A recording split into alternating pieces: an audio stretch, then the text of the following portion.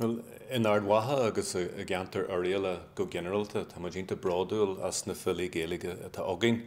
Ní amháin na fhilí a bhí amhain a bhád siar ach go háirithe na fhilí a bhí ag féimú nuair a bhíon bearla ag teachtaiste sa cheantar. Sílim gur fhilí iad daoine ar nós Fadarí Gárnaín agus Ard Mhacha agus leití sin. Bhí siad abalta a bheith plé leis an dá héal, bhí siad crothaíach le linn tréimhse nuair a bhíon síl ag athrú.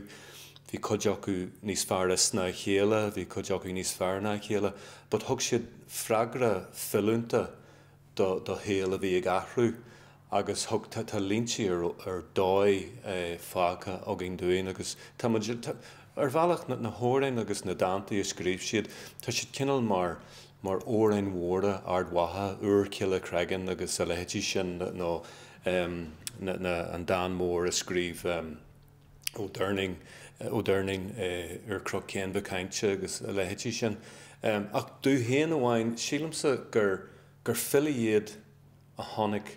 bhí siad ar muos buairte is saoil na Gaeilge, bad an tradition sin iad, ach bhí siad ag plé le saoil eile, saoil úr, saoil a bhéarla, agus bhí siad abalta an dá héal a chuirt slá, agus ar bhealach thocail an fólam bhuaigh sin.